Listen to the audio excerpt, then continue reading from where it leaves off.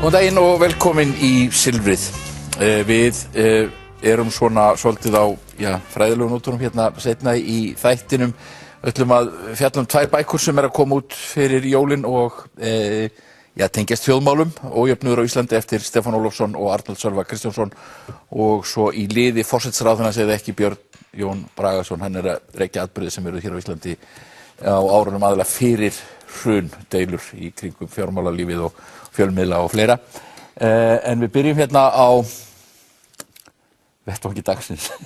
Þetta nafn á bók eftir Halldór Laxness. Stefán Pálsson hér, sagnfræðingur, Viðar Þorsteinsson, heimspekingur menntaður frá Bandaríkjunum, Sirrý Hallgrímsdóttir, ég veit ekki hvað þú starfar núna. Ráðgjafi. Þú ert ráðgjafi, þú varst aðstoðarmaður menntamálaráðherra, og Guðmundur Steingrímsson, fyrrverandi alþingismaður og formaður Bjartar framtíðar. Og heimspekimenntaður. Og heimspekimenntaður, já. Sko, ég ætla nú að fara svona úr einu í öðru í þess, einu í annað í þessu. Byrja á þér, Guðmundur. Þú skrifaði grein í Fréttablaðið í gær og svona dálítið fjöruga grein, og þar ertu að skrifa ríkisstjórnar sem tók við, og þú segir að hún gerir þig ringlaðan, og þú segir að þú hefur náttúrulega talsverða reynslu úr stjórnmálum og að þingi, þú segir að það eina leiðin sem þú heldur að þetta muni ganga sé að allir eða menn haldi mjög aftur af sér næstu 4 árin. Hvað meinarðu með þessu? Já, við erum alltaf séð ríkisstjórnin springa undanfarið út af einhverju sem hefur gerst og verið höndlað illa, og ríkisstjórnir hafa verið að svona samstarf hefur svona hrygt í stoðum ríkisstjórna út af einhverju sem menn hafa verið að segja, og það eru hérna á sviðinu núna, og ég myndi segja kannski einhverjum í Sjálfstæðisflokknum aðilar sem geta farið mjög í taugarnar á fólki á vinstri kanti stjórnmálana. Þetta sé alveg augljóst mál, og ég nefni það bara í greininni. Ég meina, Ásmundur Friðriksson með sitt viðhorf til útlendinga, Jón Gunnarsson með svona sína stefnu í virkjana og umhverfismálum, og svona ákveðnar tengingar mögulega við kaupfélagsskaðfræðinga og viðskiptalífið sem Ásmundur Einar þarf kannski að gera, þarf að skýra út, og Bjarni Ben auðvitað mjög viðskiptatengdur, og það hefur ýmislegt komið upp náttúrulega, og Stundin og fleiri fjölmiðlar vera að fjalla svona svona viðskipti hans fjölskyldu, og ég held að það megi voðalega lítið koma upp í ríkisstjórnarsamstarfinu sem á einhvern hátt skandall að þessu leyti, og það þurfi mjög svona mjög virkt aðhald. Ég held að Sjálfstæðisflokkurinn sé eftir að 3 ríkisstjórnir hafa runnið út í sandinn, að þá sé hann með litla inneign. En hafi núna fengið svona heilbrigðisvottorð frá vinsælasta stjórnmálamanni landsins sem Kata Jak, og fær þess eina tilraun í viðbót, og það kann að vera að þetta takist, en ég held að hann þurfi að vanda sig mjög mikið. Sko, stjórnin byrjar náttúrulega, hún fær fljúgandi start, ég finna 78% í skoðanakönnunum í vikunni. Já. Það er ansi gott. Já, eins og ég segi í greininni, þá held ég að Bjarni sé sko hlæjandi alveg í hring yfir því að hafa komist í svoleiðis ríkisstjórn. Eftir hann komst í, dálítið mikið í hann krappan. Ég meina, það var mjög auðvelt að segja að Sjálfstæðisflokkurinn ekki stöðuleika afl, vegna þess að 3 ríkisstjórnir sem hann hefur verið í hafa runnið út í sandir á þess að kjörtímabilið hafi klárast. Og síðasta ríkisstjórn, hann mátti halda því fram með góðum rökum, og vissulega segja kannski 2 hliðar á því, og ekki fleiri, að hún hafi sprungið út af leyndarhyggju og máli sem sjálfstæðismenn höndluð illa. En hún byrjaði náttúrulega, sko, ég held að hún hafi byrjað með 45% fylgi, ríkisstjórnin sem þín gamli flokkur tók þátt í, og það var náttúrulega nánast met í því að byrja illa, sko. Ég held ég bara með algjört met í því. Já, með 25% eftir mánuð. Eftir mánuð, já.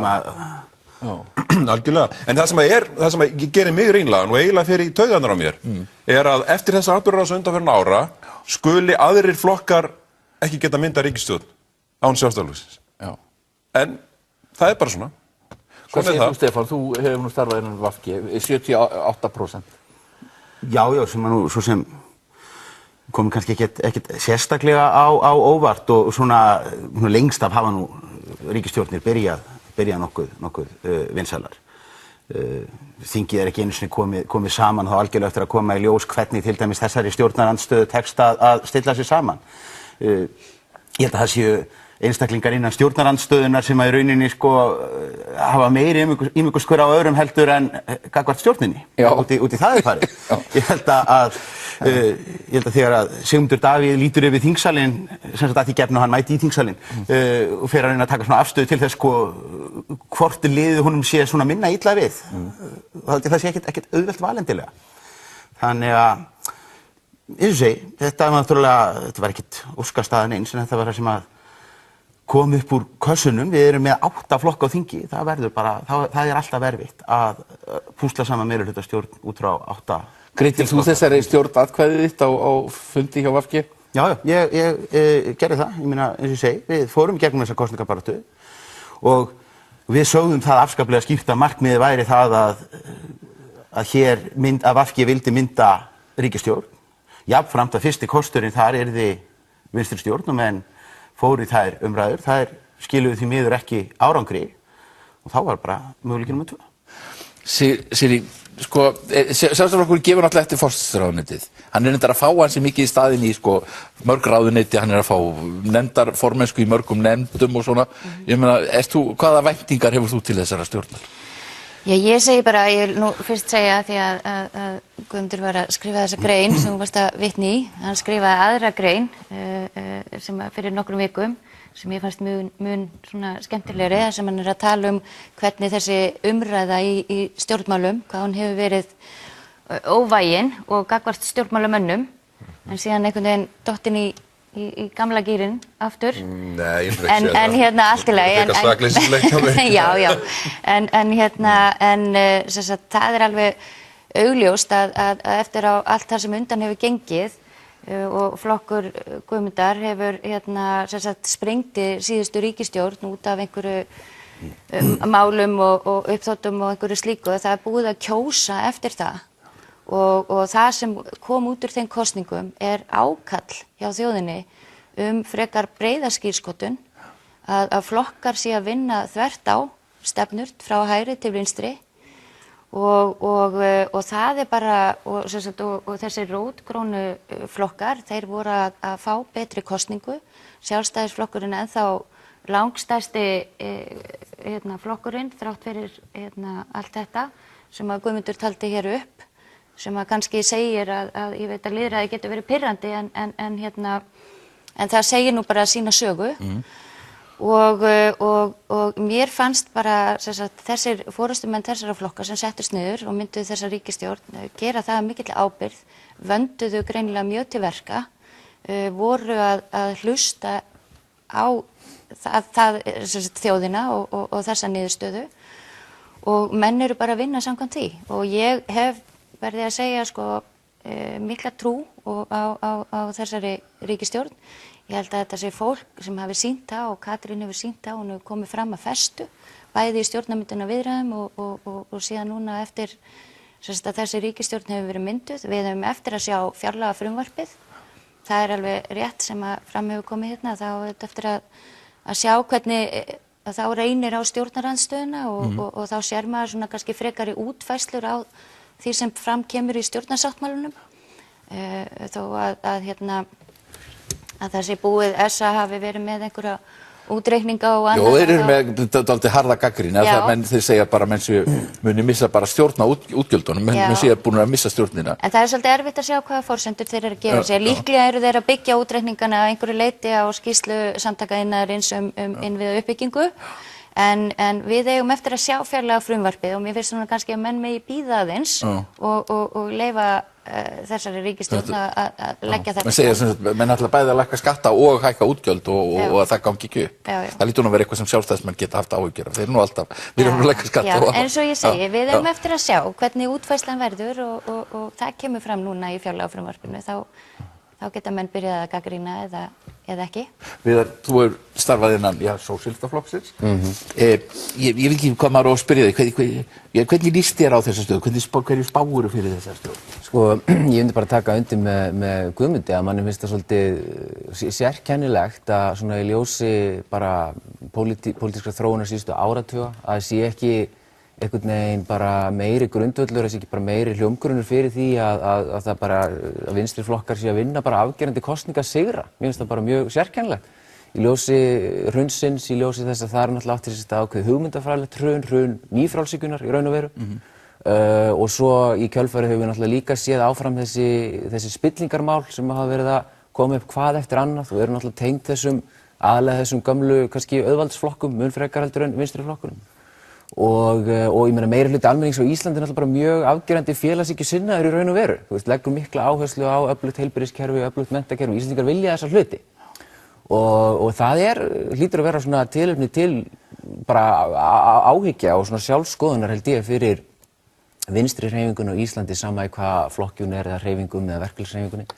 Að það sé ekki bara stór, öflug vinstri blokk sem að bara, þú veist, að vinna sigra og helst bara nokkrar kosningar í röð, frekar en að rétt svo komast til valda þarna 2009 til 2013 undir náttúrulega mjög erfiðum kringumstæðum þar sem að allt var svolítið auðvitað fjandsamlegt þeirri stjórn, sko.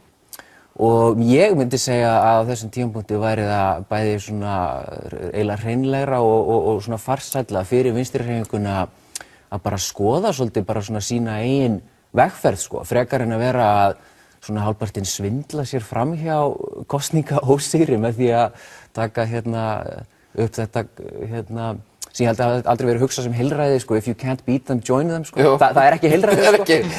Þér finnst að vinstri græn sé að gera mistök með því að fara þessa leið? Ég held að til langs tíma litið bara stendur vinstrihreyfingin í Íslandi framfyrir því held ég að reyna að einhvern veginn endurnýja sig, byggja sig upp og ég held að flokkarnir eigi við alvarleg vandamál að stríða varðandi bara svona tengslin við flokksmenn, tengslin við grasrótina. Það sé mjög óheppilegt þegar að einhvern veginn svona stjórnmálahreyfingu svo VG einhvern veginn sko einhvern veginn talar eitt, leggur eina línu, leggur áherslur opinberlega í kosningabaráttu og almennt í sinni pólitík, en svo einhvern svona plan B og að vera allan tíman.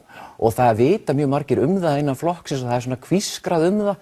Hinir og þessir hafi nú lengi haft áhuga á samstarfi við Sjálfstæðisflokkinn og eitthvað slíkt, sko. En ég er í sjálfsög ekki að segja að það sé að hvíla eitthvað bannhelgi yfir slíkum möguleika, alls ekki.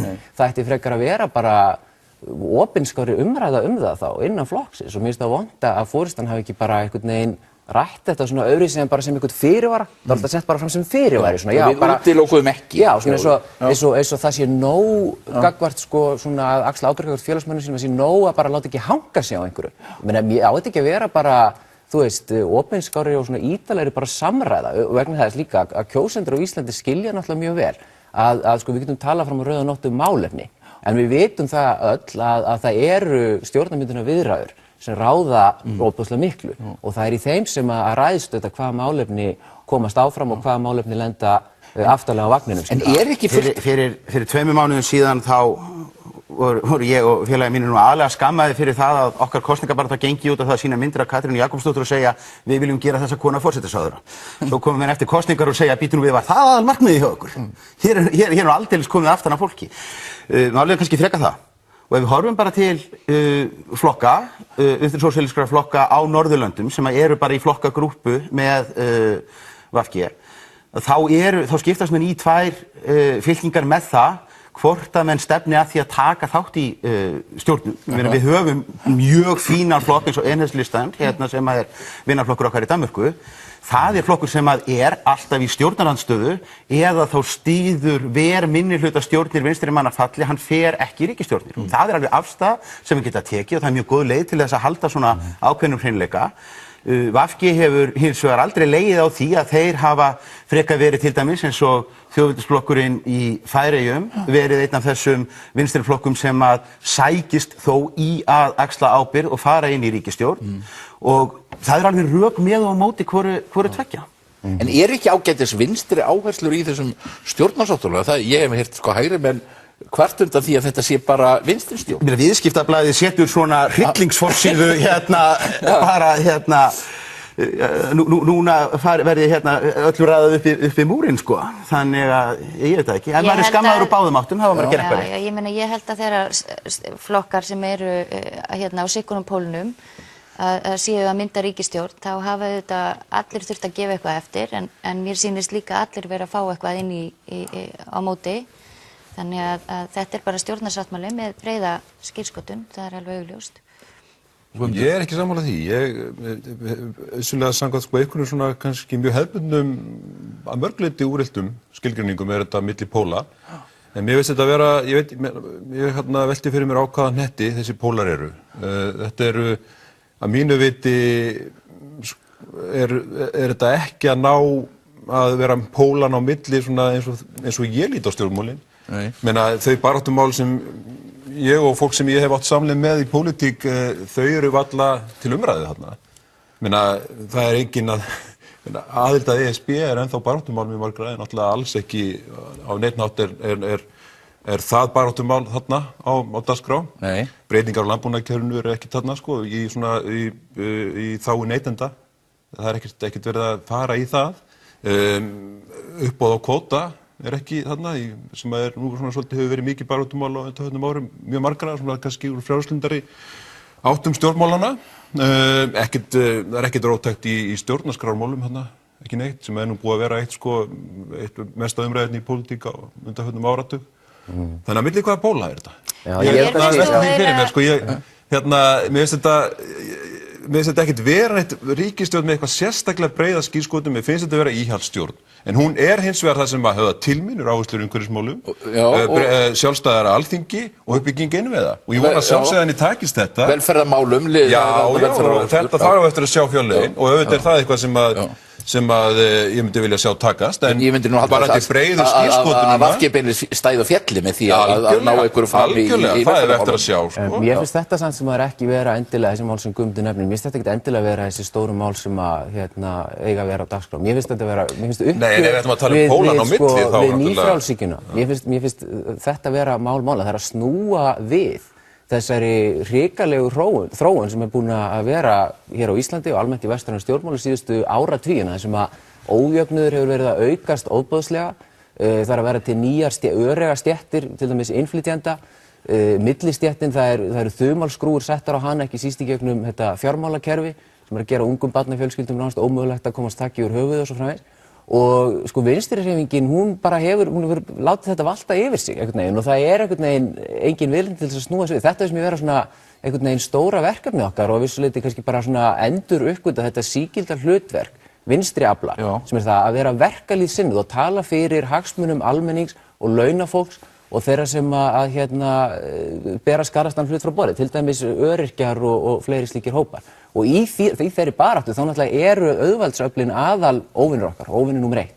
Og í þessum kringumstæðum að þá náttúrulega er bara verið, ef það þá farið í ríkisstjórn með þeim flokkum sem eru helstu fulltrúar auðvaldsins, að þá náttúrulega er augljóslega verið að gefa algjöran afslátt af þessu, það er verið að fresta þessu uppgjöri algjörlega, og ég held að þetta þýðir bara til langs tíma að vinstri sé að halda áfram að dæma sjálft sig til þess að vera í þessu svona aftursætis hlutverki og sé ekki að fara að ná vopnum sínum eins og mér finnst það ætti að vera að gera. Mér langar að spyrja Stefán, eitt af því sem að bara gæti strax verið óþægilegt fyrir vinstri græn í þessari stjórn, það eru fréttir af auknum umsvifum Bandaríkjahers á Keflavíkurflugvelli.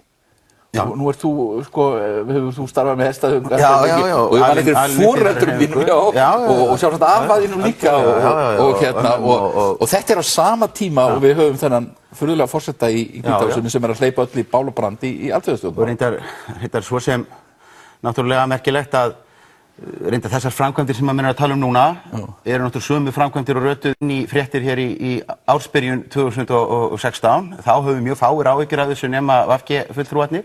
Að hluta til kannski vegna þess að þá var Obama í Hvíta-húsinu og þótti nú bara nokkuð sport að vera að þjarma að Rússum. Það er klárlega vandamál. Ég segi það reyndar að ég hef líka dálítið saknað þess að ég myndi vilja sjá fleiri flokka vera með harða stefnu í utanríkismálum. Við í okkar samtökum, við sendum út spurningalista til allra stjórnmálaflokkana fyrir kosningar, þar sem við vorum með mjög ítarlegar spurningar varðandi afstöðu til NATO, til hernaðaruppbyggingar og þar fram til götunum. Og ég var alveg undrandi hvað margir af flokkum sitjandi á þingi og jafnvel með talsverða sögu eiginlega bara nánast skiluð auð. Það er reyndar alveg ótrúlega, á Alþingi er lítill áhugi og lítill þekking á þetta. Það er lítill áhugi. Það eru bara einstaka þingmenn, það verður að segja alveg svo. Þau rata sjaldan inn í þingsalina og svo er það þetta fyrirkomulag að í málinu eru tekið fyrir rætt í utanríkismálanefnd en allt sem að gerist í utanríkismálanefnd það er undir trúnaðið þannig að það ratar ekkert út og það er mjög sérkennilegt hvernig við höfum tekið utanríkismál út fyrir sviga í pólitískri umræðu og líka, sem er líka þetta merkilegt, er að þegar að þetta dúkkar upp, þegar að við allt í einu kveikjum á því að hér sé áhugi hjá Bandaríkjaher að auka hér viðveru eða færi framkvæmdir, að þá gerist það alltaf þannig að það er einhver útlendur fréttamiðill sem segir frá því. Já. Það er ekki, og hérna, þetta er þá alltaf einhver svona sem að kemur og íslenski stjórnmálamenn verða voðalega vandræðalegir og þurfa að láta skoða þetta. Þetta er samt við erum í NATO, þetta er ekki jafnsamt klárt og kvitt hver er með og hver er á móti menn þetta er allt nú orðið svo lítið núansera að það var að vera með Bandaríkjamönnum með á móti Rússum og allt það. Og þetta er Trump náttúrulega mörguleiti að rjúfa oft svona einhverja gamalgróna sátt sem er búin að ríkja jafnvel meðal NATO-ríkjanna eitt og annað. Frá 49, vel. En það verður kannski Trump sem sprengir þessa ríkisstjórn.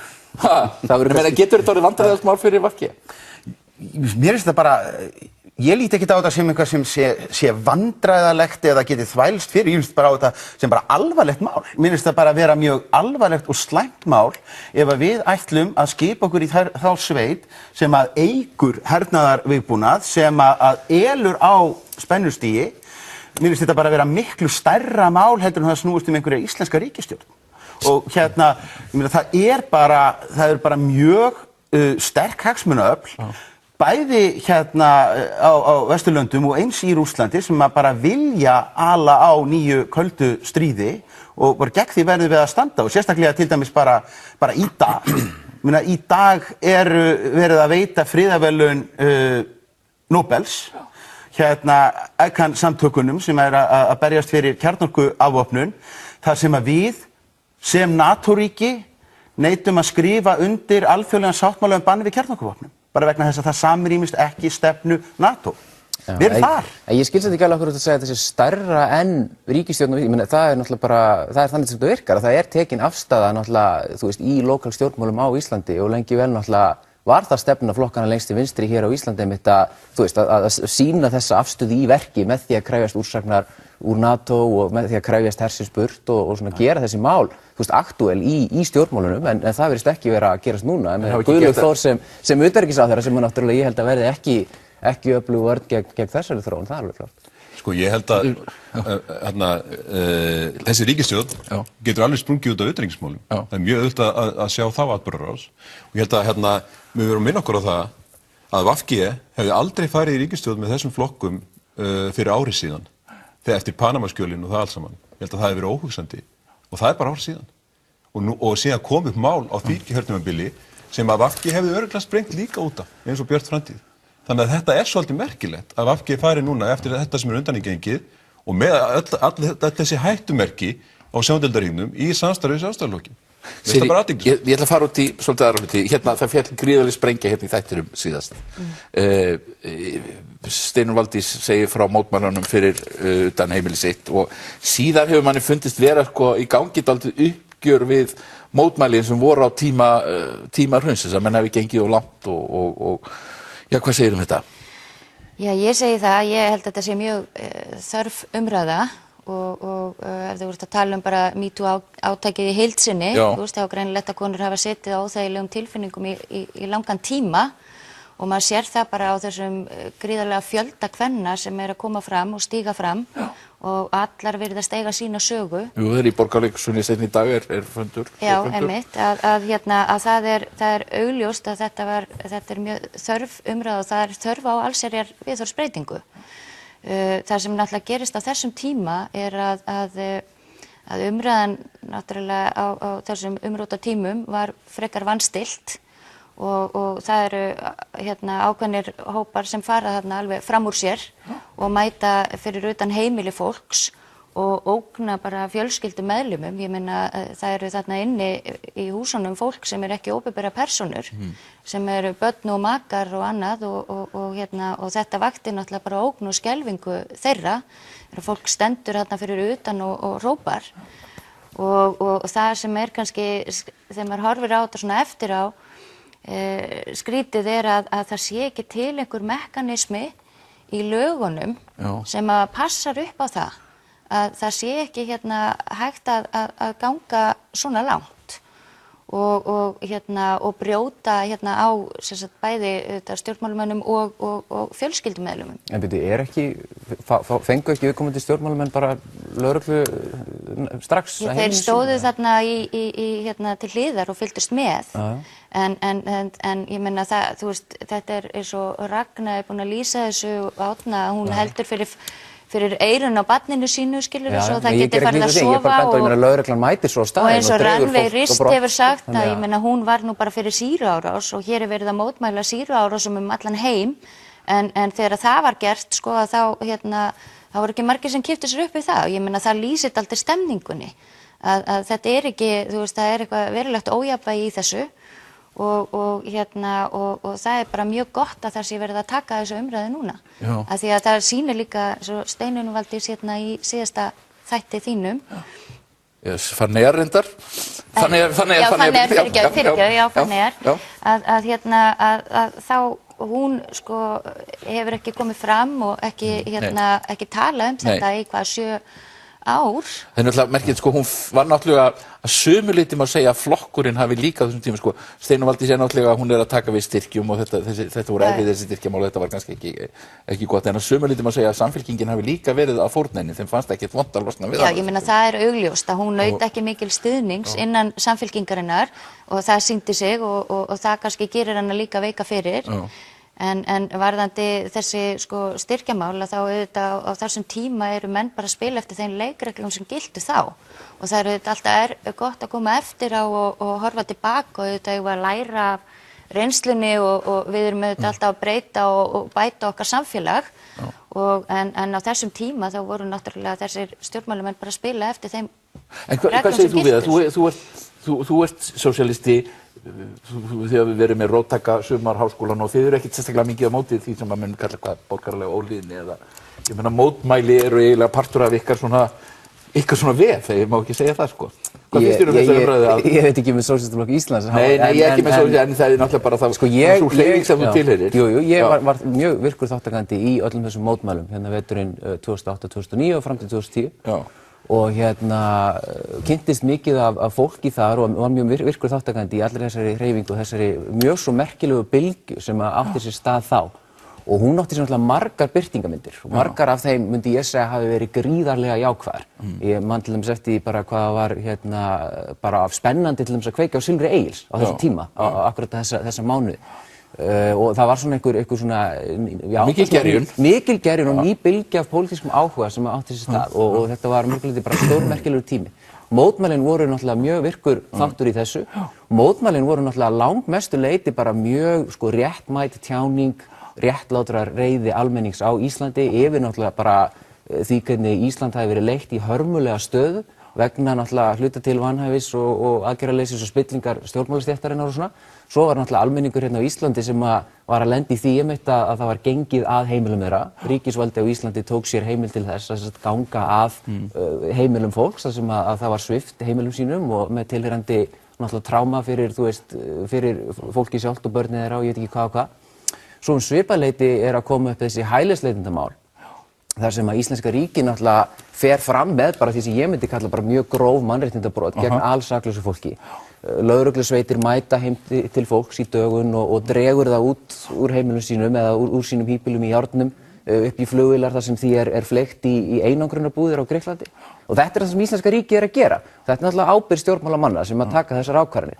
En auðvitað segi ég ekki sammála að mótmæla við heimili fólks, mér finnst það ekki rétt, mér finnst það auðvitað að virða mörkin milli heimilis og einkalífs. En ég meina varðandi svona þetta einhvern veginn hvernig þessi umræða að þróast, mér finnst það svolítið áhugavert og í rauninni kannski skil ég ekki alveg hvernig sko MeToo-byltingin sem að fjalla náttúrulega almennt reynslu allra kvenna af því að búa við sko kynferðisofbeldi og áreitni sem að þær þurfa að mæta hvarvetna í opinberu rými og á heimilum sínum leggst nú tiltölulega jafnt held ég á allar konur óháð til dæmis stéttastöðu, óháð því hvort þær eru frægar leikkonur eða stjórnmálakonur eitthvað slíkt. Nú þessi umræða hún farin að snúast dálítið svona einhliða finnst mér sem sagt stöðu og áhyggjur sko stjórnmálakvenna. Kvenna sem kannski þrátt fyrir að búa við þetta tiltölulega mikið öryggi og forréttindi og geta til dæmis hringt á lögreglu og látið fjarlægja fólk fyrir utan heimilisins. Ég ekkert viss að sko svona venjulegar óbreyttar alþýðukonur geti gert þegar að þú veist óðir fullir kallmenn eftirhellar eru að setja þar á heimilinu sínum sko. Þannig en ég gera auðvitað ekki lítið úr því að þetta mikilvægt prinsipmál að sé ekki mótmælt við heimili fólk. En ég átti ekki alveg vona því að umræðan færi í þessar áttir og manni finnst nánast eins og það sé svona verið að kannski svona nota tækifærið á einhvern pínu tækifærið sem hann hátt til þess að vera svona endurskrifa einhvern veginn svolítið söguna og svona setja einhvern lok núna á eiginlega svona arfleif þessarar merku lýðræðisbyltingar sem átti sér stað hérna í kringum hrunið á Íslandi og ég ekkert svo endilega ánægður með það.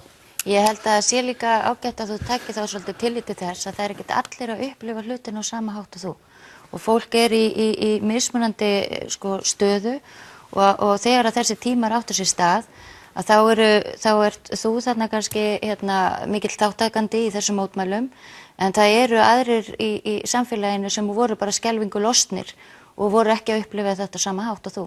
Þannig að ég held að það sé mikilvægt að taka tillit til þess þegar þú skoðar sko af hverju umræðan að færist í þessa átt eða aðra. En lögreglan ennþá að brjótast inn á heimili saklaus fólks og færa það játnum, þú veist, í flugvélar og einangrunarbúðir og það ennþá fólk sem hefur ekki fengið uppreist æru eða í rauninni séð réttlæti eftir aðfarir gegn þeim vegna húsnæðismála sem kom upp í kjölfar kreppunnar. Mér langar að nefna eitt alveg í lokin. Það er nú ekki nema, það er 1,5 ár til borgarstjórnarkosninga eða það er hálft ár og það er rosalega opið sviðið. Við vitum að Dagur Eggertsson fer sjálfsagt fram fyrir Samfylkinguna en eiginlega það er nánast óvíst með alla hína leikendum. Þetta er dálítið sérstök staða Stefán. Ég búinn að spá því að við fáum metfjölda framboða í borginni og ég held við fáum 10 flokka inn í borgarstjórn. Það er 23 og þannig að ef máladeildarstarffræðin mín er ekki alveg að svíkja mig þá eiga menn að hafa nokkuð góðar vonir það að sleppa inn á 3,5%. Og ef það er einhver ályktun sem að menn geta dregið af eins og síðustu þingkosningum það svo að það sé bara skynsamlegt að koma með framboðið sitt seint og vera kannski með mynd af gæðalegu hrossi og óljós 2-3 loforð og þá bara flýgurðu inn af því það er alltaf ákveðin hópur sem að stekkur á nýjasta partíið í bænum.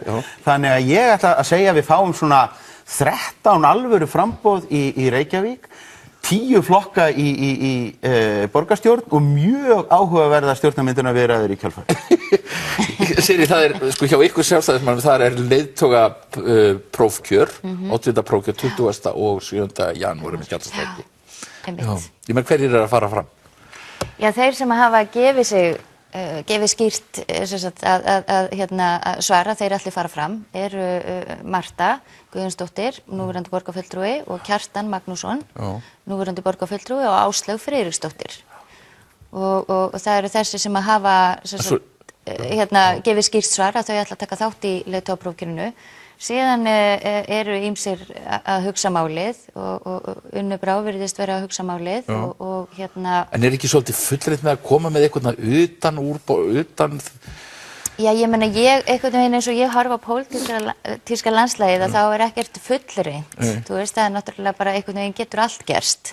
En ég segi að jú, það yrðu auðvitað áskorun fyrir viðkomandi en það er svo sem maður verður bara að sjá hvernig hlutinir spilast út.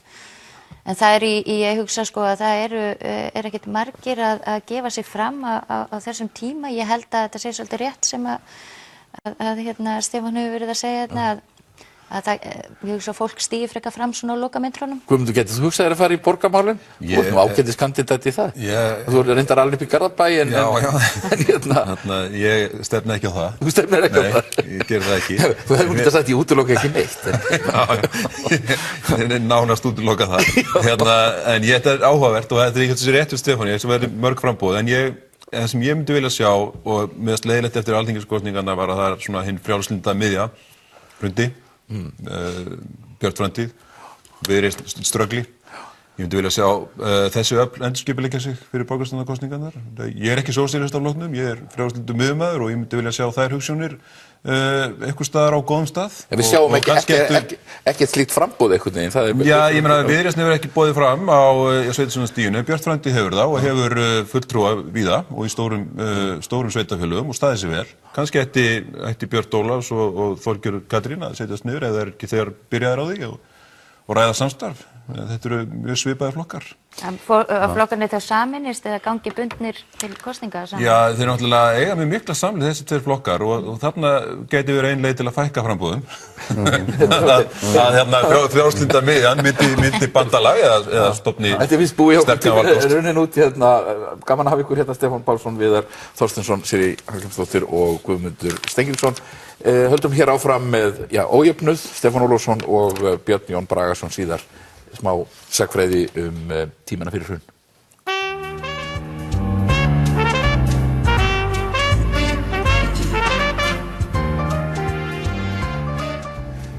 Eitt af málana í veröldinni núna ójöfnuður og það á ekki við á Íslandi bara heldur allstaðar í Bandaríkjunum alla Evrópu, Bretland, þetta hefur verið mikið til umræðu.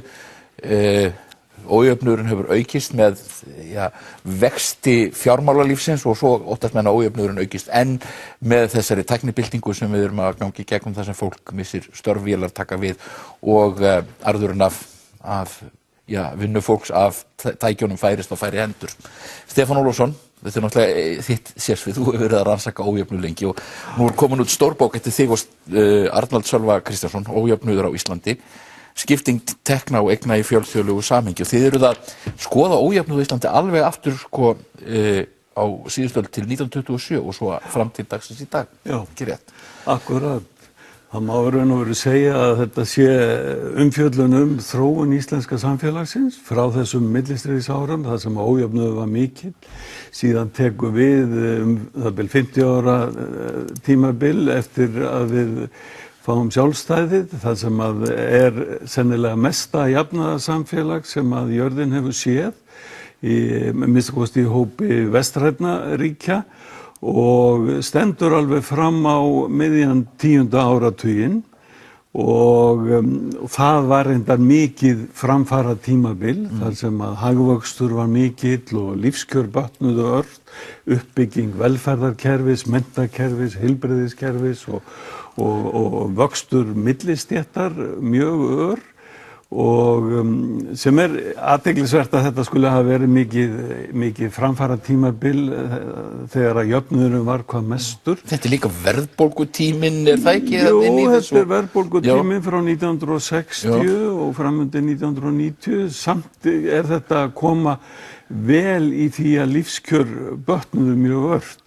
Og þetta gengur reyndar alveg í berhögg við þær kenningar sem segja að þú þurfir að hafa ójöfnuð til þess að það sé einhverjir hvatar í samfélaginu til þess að fá alvöru hagvöxt. Þannig að það hallar svolítið undan.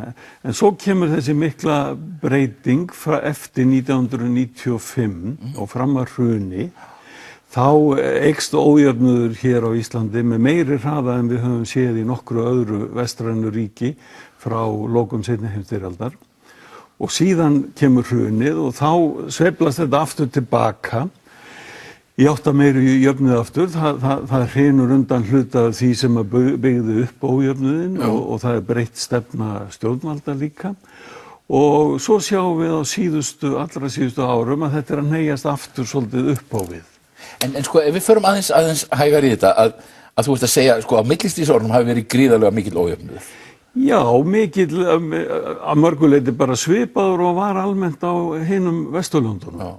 Og þetta það sem Thomas Piketty og samstarfsmenn hans hafa sýnt fyrir fjöldanallana þjóðum að það var mikill ójöfnuður fyrir seinni heimsstyrjöld. Eftir seinni heimsstyrjöld tók við jafnaðar tímabil víðast hvar á Vesturlöndum. Og þetta var tími þegar menn vildu kannski jafna, það var jafna út þetta á tími Keynesismann, menn vildu jafna út og þeir sem höfðu barist í stríðinu áttu að koma heim í gott samfélag. Menn voru kannski búin að fá nóg af kreppunni fyrst og svo styrjöldunum. Nákvæmlega og menn hugsuðu það þannig að eftir stríðsára samfélagi ætti að vera velferðarsamfélag með einum eða öðrum hætti þar sem að allt væri lagt í að bæta lífskjör hins venjulega fólks og fram að þessum tíma þá hafði yfirstéttin alltaf verið í forgangi og alla 19. öldina og fyrir utan það sem að náttúrulega verkalýðsfélög og stjórnmálahreyfingar sem að tóku hag verkalýðsstéttarinnar sérstaklega fyrir og reyndu að bæta hann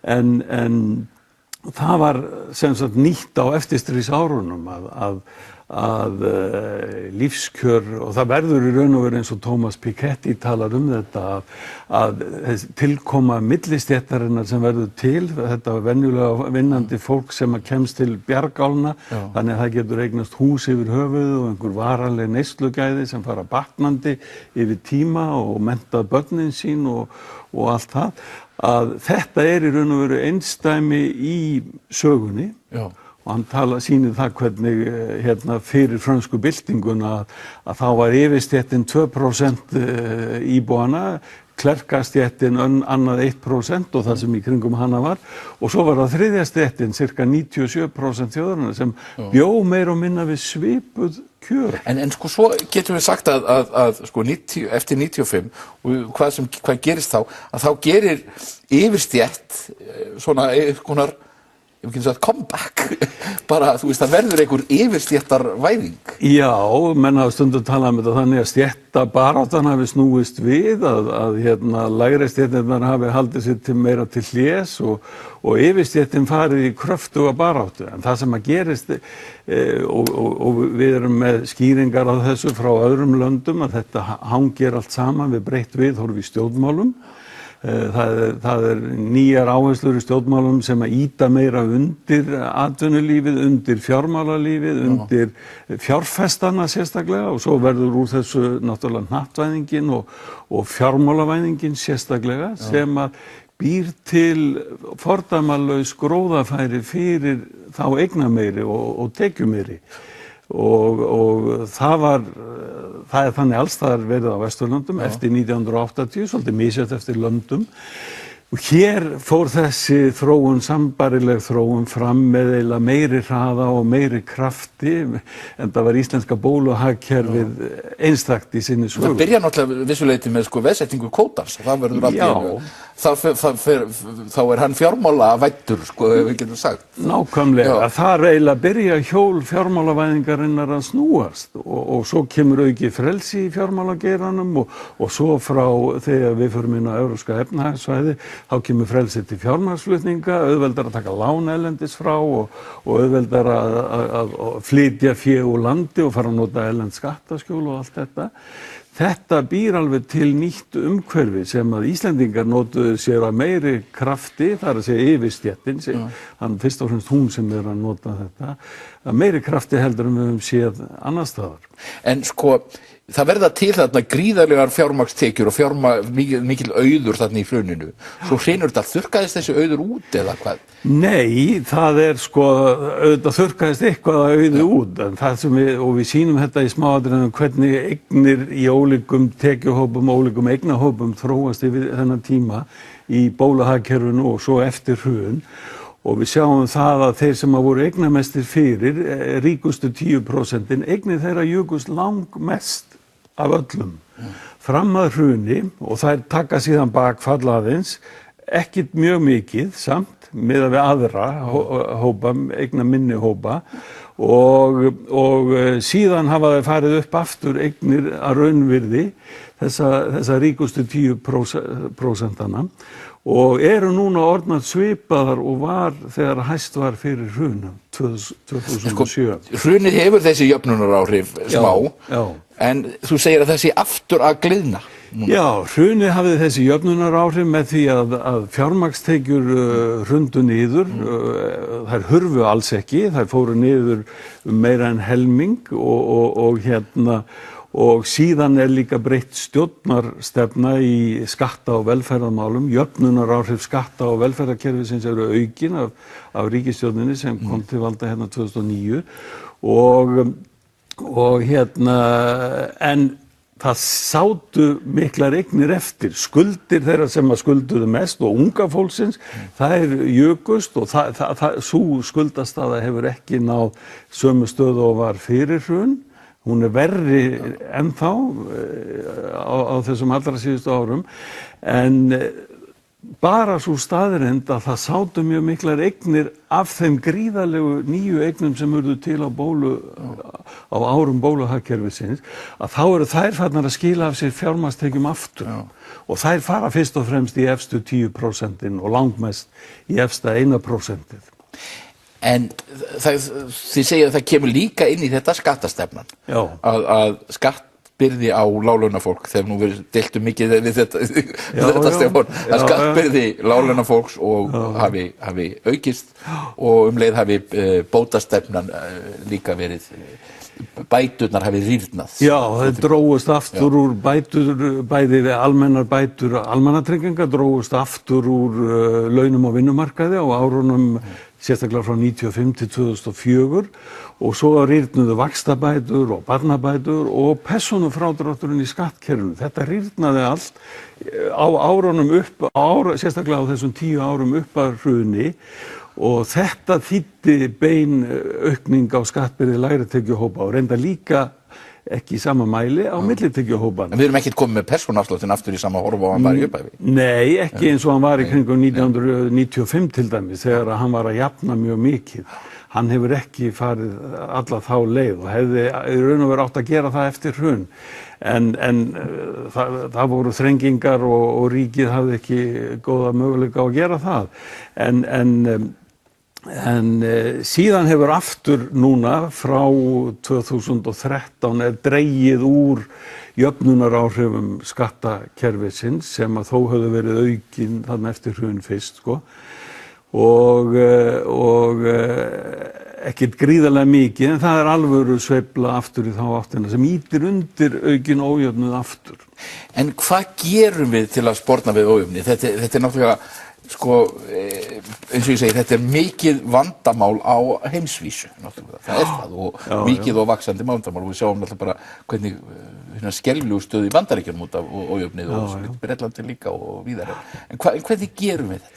Já, ef við ætlum að búa við þetta áfram, þetta opna hagkerfi, opna fjármálakerfi, hnattvæðingar umhverfisins, sem að flestir vilja nú gera, þá verða stjórnvöld annarkvort bæði í einstökum löndum og einnig í alþjóðlegu samráði. Thomas Piketty talar það verði að koma á samræmdri skattastefnu varðandi eignir. Hann vill setja á alþjóðlega samræmdan, hóflegan samt, skatt á mestu eignir til að spyrna við þessari þróun og til þess að halda getu stjórnvalda í einstökum löndum til að þjóna milli og lægri stéttunum, því að markaðurinn að gera vel við ríkasta fólkið, gefa þeim úrvalstækifæri til að bæta sinn hag, en allir hinir, lægstu 90% sitja á mörgu leyti eftir. Og þetta í ýktustu myndin eins og þú segir í Bandaríkjunum. Og það þetta samfélag sem næri ekki að fungera. Já, það að grafa undan allri almennilegri félagsvirkni og þar og samheldni og trausti og frekar ógnvænlegt að velta fyrir sig hvert það stefnir. En svo náttúrulega það tekjubil, en á Íslandi erum við kannski líka að horfa upp á mikið muni varðandi eignir og eignast. Já, eignaskiptingin miklu ójafnar en tekjuskiptingin. Við fórum mjög langt í átt að jöfnuði í tekjuskiptingun eftir hrun, þó að hún sé aftur að silast upp svolítið. Að þá sem sagt eignaskiptingin í dag, hún talsvert ójafnari heldur hún var fyrir 2005 til dæmis og það að mörgu leyti þegar maður skoðar eignaskiptingatölurnar, hvernig það dreifast á þjóðfélagshópana, að þá blasir við manni að eignastaða millistéttarinnar heldur klén á Íslandi. Og ég tala ekki svo eignastéttaða lægstu stéttana og unga fólksins sem það nú svo sem eðlilegt að menn byrja að eigna litlir ungir og vinna sér síðan upp en sá ferill gengur og hægt á Íslandi bæði vegna þess að við höfum lengi búið mjög hátt vaxtastig og svo ég tala ekki verðtryggingin sem að felur það í sér að hluti af vaxtakostnaðinum hann leggst við höfuðstólinn sem þýðir þá að eignamyndun í húsnæði verður mjög hæg og mér sýnist að við stöndum ekki vel hvað þetta snertir fyrir svona venjulegt millistéttarfólk og miðaldra fólk sem á að vera komið með einhverja eignir í húsnæði sínu fjölskyldurnar að miða við nágrannalöndin að þá sýnist manni að þessar aðstæður sé ekki nógu hagstæðar en eignamyndunin í efstu hópunum mikil og hún farin að vaxa tiltölulega ört bara við sjáum þetta á skattagögnum síðustu 3-4 ára að það orðin alvöru sveifla og meiri eignir skila svo af sér meiri fjármagnstekjum sem renna akkurat beint í hæstu hópana þannig spilar þetta allt saman og fjármagnstekjur eru svo skattlagðar með lægri byrði heldur en atvinnutekjur vinnandi fólks og lífeyristekjur lífeyrisþeganna. Sem nú kannski svolítið skrítið. Já, auðvitað það skrítið og því á endan myndi það nú kannski vera þannig að mikilvægastu eignirnar sem verða til fyrir vinnu venjulegs fólks almennings og þannig að þetta svo sveifla sem að pólitíkin hefur ýtt undir í seinni tíð svo mikið og á sinn stóra þátt í þessum ógna ójöfnuði að það þessi pólitíska stefna að gera allt fyrir fjárfesta, gera allt fyrir þá eignamestu og þá tekjuhæstu. Skapa þeim hagstæð skilyrði og þetta var gert kannski í góðri trú að þetta væri gott fyrir hagvöxtinn en menn eru farnir að sjá það í dag að þetta var ekki góð kenning. Það þarf að huga lífskjörum fjöldans, almennings. Það traustasta forsenda fyrir áframhaldandi vexti og heilbrigðu þjóðfélagi. Stefán Ólafsson, Ójöfnuður á Íslandi, bók þín og Arnaldar Sölva Kristjánssonar, takk fyrir komuna. Við fáum hérna Björn Jón Bragason, stuttastönd í lok þáttarins.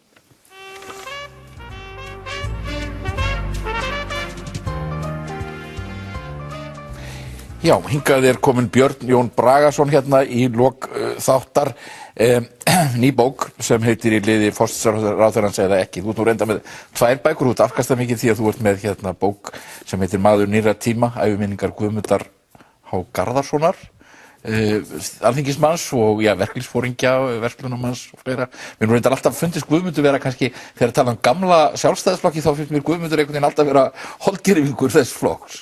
Svona sanngjarn maður og velviljaður. Já, eiginlega kunnasti forystummaður sjálfstæðismanna í verkalýðshreyfingunni og það svona kannski svolítið breytti tímar að núna eru atvinnureikendur mjög svona áberandi í starfi sjálfstæðisflokksins eða það mætir á fundi en það engin fulltrúi launþega lengur og með það sem þetta algjörlega breyttur tími og það alltaf spurning með sjálfstæðisflokkin hvort hann standi undir nafni sem flokkur allra stétta lengur. Já.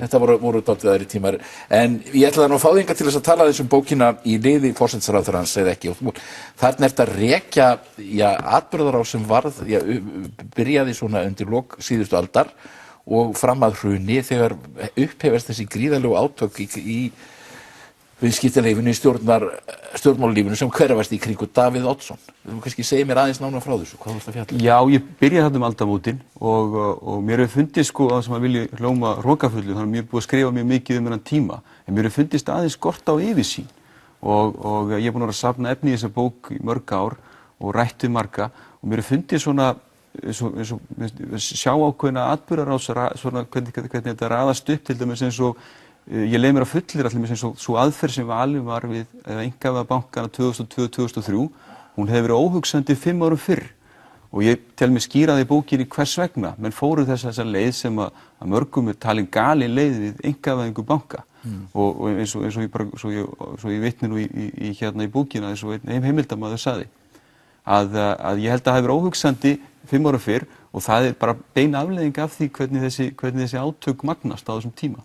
Þetta voru átökin í kringum eins og kallar orkahóp. Fyrst en svo verða þessi átök hatræmar og sífellt fleiri blandast inn í þetta og svona eftir á hyggja þannig kannski núna þegar ríkið fara að setjast þá er þetta skrítið að horfa upp á þetta hvernig það var orðið að forsætisráðherrann var annars vegar hann og svo voru hinum megin þá voru við með forystumenn samfylkingarinnar, forsetann og eiginlega flesta helstu athafnamenn landsins og þetta er náttúrulega mjög skrítin liðskipting orðin í þjóðfélagi. Já.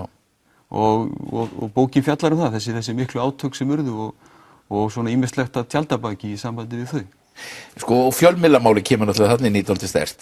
Jú, það er svona einna hápunktum í þessari sögu og þau miklu átök sem það verða. Sko, en þeir eru ekki dulað það allir að Davíð Oddsson var, þú veist, hann var orðinn mjög uppstökkur á þessum tíma. Og hann var ekki við eiginlega heilsu, þú segir til dæmis frá því að hún hafi náð að Drífa Hjartardóttir hafi nánast haldið honum niðri til hann ryki ekki inn í þingsal í rýrvöldi við Steingrími og Sigfússon á einhverjum tíma. Já, þetta verða mjög haturum átök tíma og eins og ég lýsi í bókinni.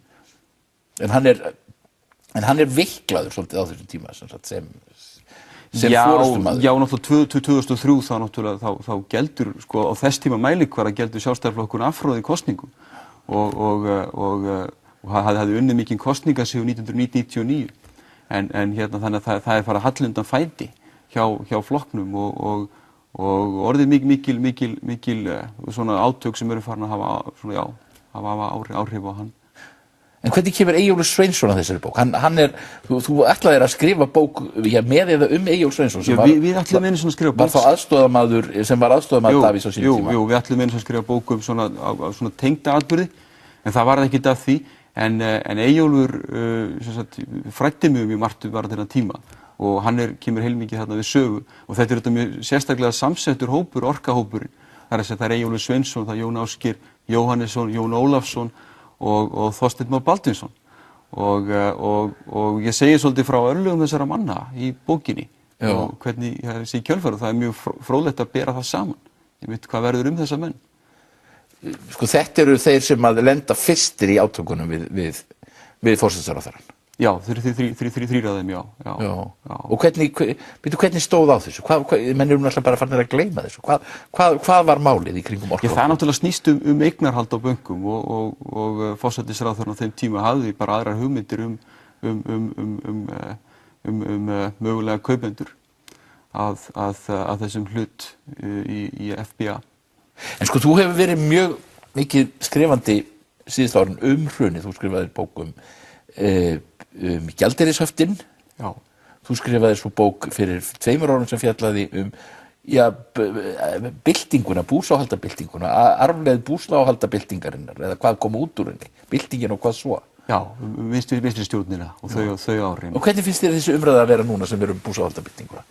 Ég held að ríkið sé fara að setjast og ég held að við komum dálítið vel ljósið mitt í þættinum hérna fyrir viku þegar Steinunn Valdís fór að tala um þessi mál og hvernig fólk mætti við heimili hennar að á þeim tíma þá var þetta ekki fordæmt almennt og það voru mjög fáir sem tóku til varna fyrir hana en nú sjáum við hvað þetta var fráleitt og ég held að sé margt líka bara í sögu okkar þjóðfélags síðustu 15-20 árin sem við ættum að geta fara að horfa á með yfirvegaðri hætti og ég vona kannski þessi bók geti verið dálítið innlegg í þá umræðu. Sko við erum náttúrulega að sjá, menn eru náttúrulega ennþá að takast á arfleiðina eða hvað gerðist. Við sjáum til dæmis að það er talsvert að gerast í varðandi það að reisa Jóhönnu Sigurðardóttur við aftur. Það er bók hana, það eru sjónvarpsþættir, það eru viðtöl og hún er alltaf verið að hefja hana á stall, þannig að menn eru náttúrulega ennþá að takast á hvernig þessi saga verið skrifuð. Já, og því miður það eru alltaf margar bækur sem hafa komið út þessi efni sem eru skrifaðar á málsæðlum eða skrifaðar sem málsvörn einhver, sko. En mér langaði með þetta að skrifa svona hlutlæga lýsingu á þessu og gagnrýna en láta alla njóta sammælis leið og þó svo ég sé mjög gagnrýninn á Davíð Oddsson og þá ber ég mikið blakka á honum líka í þessari bók.